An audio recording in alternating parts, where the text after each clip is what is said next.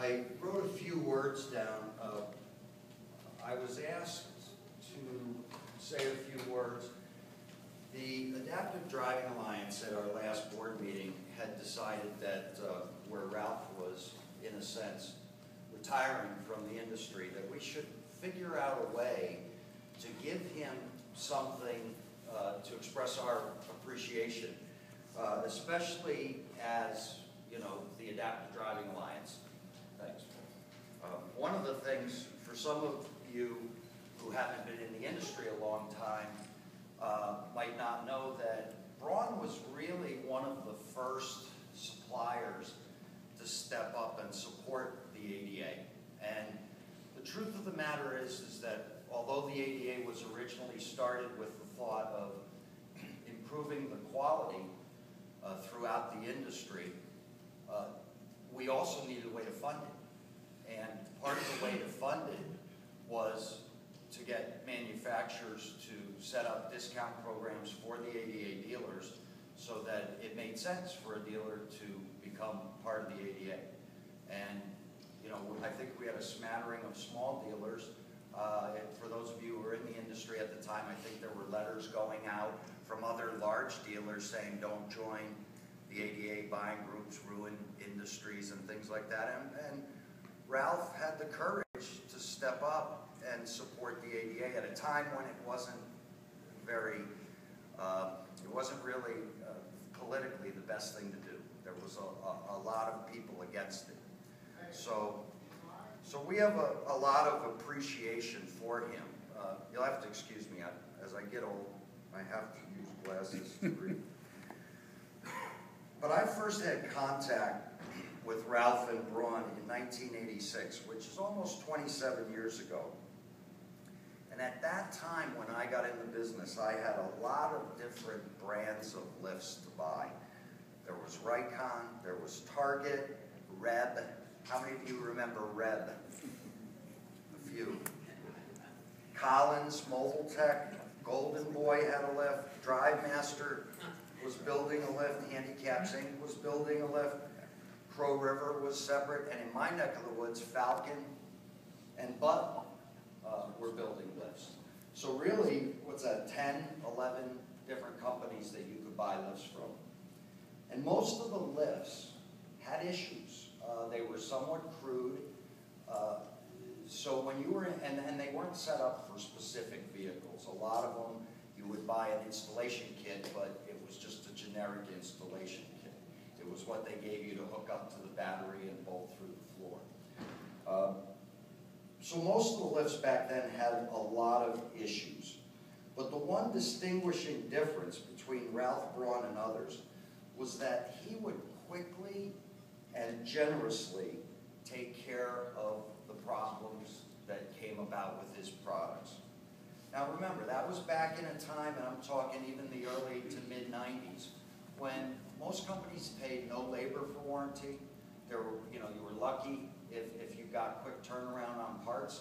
There really was no warranty in this business, which was very difficult for dealers to make money. One of the things I found about Ralph in dealing with him was that he didn't fight over parts. He didn't.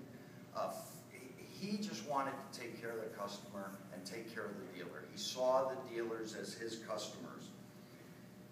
He didn't blame us for the problems of his product.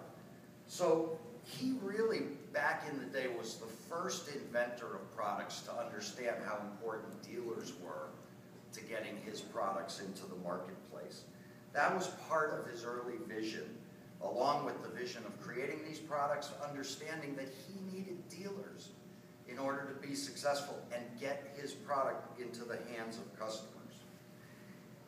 He always took the long view of business with the thought that if you just take care of your customers, the money will come. It's one of the reasons I got into this business. I really wanted to see if you could operate a business that way in my early days. And I have to say that at that time, Ralph was a mentor to me because I saw he was being successful and not worrying about the pennies. He was taking accountability for the issues that would come up on his product and without question take care of them. And that really was important to me back in the early days in understanding that you can be successful and not manage every single penny. Fast forward to the late 1990s, when there were no mega dealers. I think maybe there was 2 or 3 dealers that might have had 2 or 3 locations. Other than that, there was 500, 600, 700 mobility companies across the country that were all single point dealers. And each one of them were trying to negotiate with all of these lift manufacturers and tie-down manufacturers. There was really no one voice. Namita had come about, and Namita was gaining strength. But the issue with Namita was that Namita had to be a friend to all. Namita, as an industry organization, had to really patronize the dealers as well as the manufacturers and the evaluators. There was no real group that was looking out solely for dealer interests and the best part of what a dealer could do.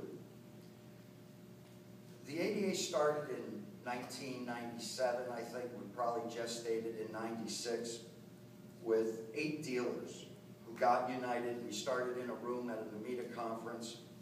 We actually had about 40 dealers that were interested, and we said, okay, the next meeting we'll have, bring a check for $10,000, and 8 dealers showed up. So that's how it works.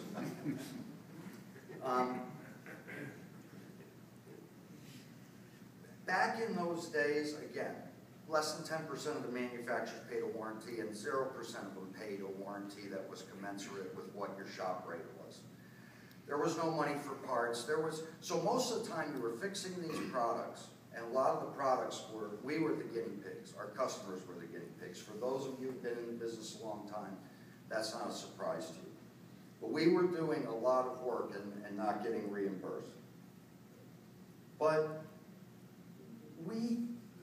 the issue was that the Adaptive Driving Alliance was desperately trying to find manufacturers to support the dealers in a big way. And here comes Ralph again, seeing that he needed profitable dealers. He got that. So he supported us. And for those of you, how many people were in the industry when the ADA started in 97? So a good part of the dealers here today were in the industry.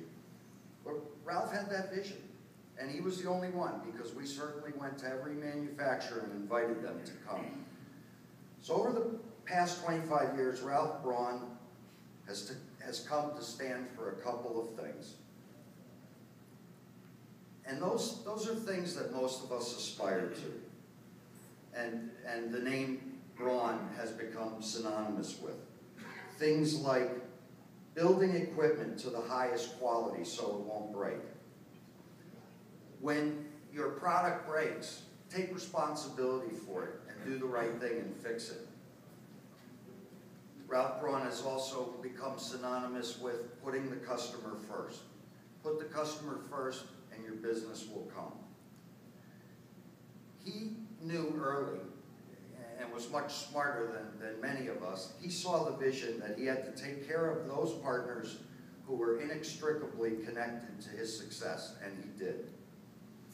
Mr. Braun has not only been a valued supplier to my business, but he's also been a partner and a mentor. I'm sure many others feel that way about him too. When the history of our industry is written, Ralph Braun will be seen as the leader and a visionary of our business. And not because he was the first one to do most things. Ralph earned the recognition he has because he has always done what he did better than anyone else. This is his legacy. This is what we think of when we hear Braun. He is the best. Mentor, partner, and friend.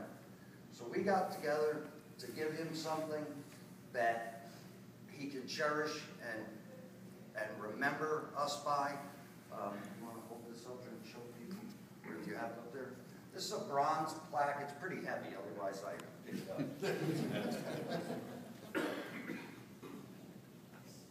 And Nick, why don't you come up here to accept this for Ralph? And Todd and Sherry also. And Todd and Sherry. Okay,